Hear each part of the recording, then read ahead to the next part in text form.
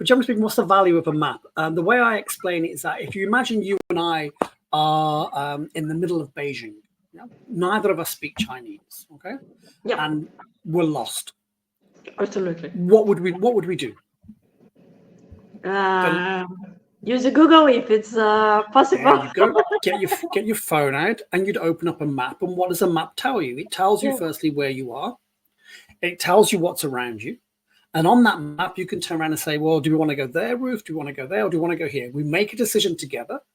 The map's not telling us where to go, but we decide because we can see, okay, we want to go there. And then the map gives us options. So how do we get there? Do we want to walk? Do we want to go by public transport? Do we want to go by car? Do we want to go the scenic route, or do we want to go the quickest route? And that's what a map actually gives you. So when I talk about focusing on user needs, you can't create a Wordly map without understanding user needs. But once you've got that, everything else, that's what a user needs. So, and what does that need? And what does this need? And what does that need? And that's how you start to build up a map. And you can build a map very, very quickly. But that's the beauty, or actually the magic of a map, that once you can see it, we together can understand where we are. We can agree where we want to go to, and we can agree the options of how we can move there. Without that, what would we do? If we didn't have that map and we didn't speak Chinese, we would just be completely lost. We would have all we could see is the things around us. We'd have no idea whether going that way is taking us into where we want to go or away from where we want to go. And I think that's where a lot of organizations, especially those that go in to new businesses, new ventures, whether it's a new product line, whether it's a new country, if you're going in without a map, you're just guessing.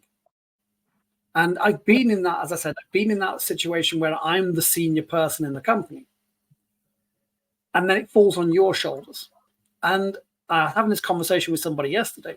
As a general manager, you really don't want to get things wrong. You don't want to get things wrong in front of your staff. Firstly, it's embarrassing, but secondly, they're looking for you sometimes to make decisions. So if it's a technical decision, you can say, I'll speak to my finance person, they make the decision and I support them. Or this is an operational decision, I can speak to my COO. But if it's a question about a strategic question, should we do it, should we not do it? The reason why a lot of companies don't do it is because the senior person in the organization doesn't have enough information to turn around and say, this is worth doing, this is not worth doing. If we do it and it goes wrong, it looks bad for all of us and it's bad for the business. So they make a decision not to do something.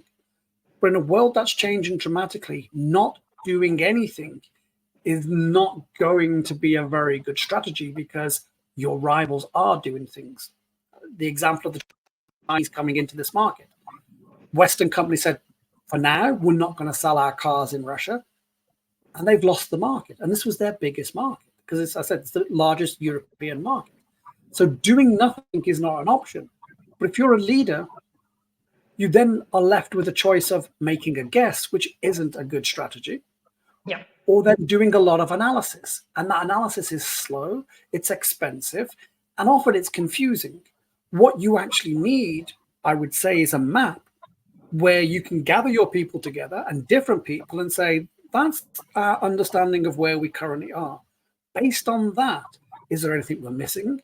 Is there anything that we can add to? But if this is a fair reflection of the landscape, then what kind of moves can we make? And that's where the mapping method has multiple layers to it. So it's not just the actual map, but there are ways, there are questions in the method that enable you to understand how those things may change and where your options for action are. And with that, you can then start to make multiple moves, but it's never a plan. It's never, we're going to do one thing. What you want to do is do multiple things and see what works. If something works, you do more of that. If something doesn't work, you stop doing it and learn from it and redirect your resources to elsewhere. And so that goes back to the comment about Deng Xiaoping. You cross the river by feeling the stones. That's very much the Eastern way of doing things. It's like when Honda went into the United States in the 1960s. Very, very famous case study. I'm writing a book, and that's one of the chapters where that Honda case study is on every MBA course in the world about how Honda analyzed the market, they understood their customers, they found their segment, and they exploited it ruthlessly with marketing. But then there was somebody who interviewed the actual Honda guys who went to America, and they said, is this, this was a brilliant strategy. And the guy said, no, our only strategy was to go to America and to see if we could sell anything. We had no idea whether we could sell anything. And I write about it in the chapter of my book where they just had a failure after failure, mistake after mistake, accident after accident, but they just stumbled their way through it and got lucky.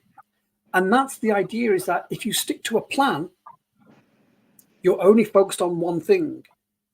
But if you have a map, you don't need to focus on one route. It's like somebody giving you, I want to get from my hotel to Tiananmen Square, and somebody gives us instructions and we have to follow those instructions all the way. But if you have a map, you can turn around and say, okay, we don't want to go that way. We're going to go this way. And it keeps your options open. And I think when you go to a new market, or you're running something where there's a lot of uncertainty, you don't want to have a plan, because your plan's going to be flawed, because it's going to be based on information that you don't have, or it's going to be based on an understanding of that market which is unsophisticated because you're new to it. What you want is to have some kind of map that allows you to learn as you go, but to make moves quickly. And when you, as I said, when you find something that you do well, you do more of it. And if you find that something that you're doing isn't working, stop it, learn, and redirect your resources elsewhere. So it becomes more of a journey. And this is very much the Eastern approach to strategy, which is what the mapping approach is based upon. It's about awareness of your environment and adapting as you go. And if you look at companies like Amazon, Netflix, Airbnb, all of these use mapping, but all of these are companies that are great at having a direction. That's what we want to do. Moving quickly, not waiting for months and months to make a decision or to make a move, but not going all in on a move. They try it, and if it doesn't work, it doesn't kill them. It doesn't collapse the company. But if they find that first step is good, well, then they have confidence to do the next step. And I think for any organization that's looking to go into another country, you want to be not trying to boil the ocean, not trying to figure everything out before you make a move. Have enough information where you can take a step, and that step is small enough that if you have to step back again, it's not going to embarrass you or harm the company, but make those steps. And as we spoke about some of those steps on this call, about speaking to customers, trying to have insights about what you can try, making the first step to get out there and taking it step by step, but doing it at speed. And I think that's something that I think a lot of organizations will have to get to grips with, is time as a weapon. So everybody knows about financial resources are very powerful. People know about human resources are being very powerful, but I think you need to put time on that, because that's how the Chinese do things. There's something called China speed, where they do things so much quicker than the rest of us. And we're all going to have to catch up with that. Otherwise, we're all going to be losing. And that's great. That's I mean, competition is good for raising the game. So yeah. I think it's going to be an interesting decade. It's already an interesting decade. It's going to be a more interesting decade for the business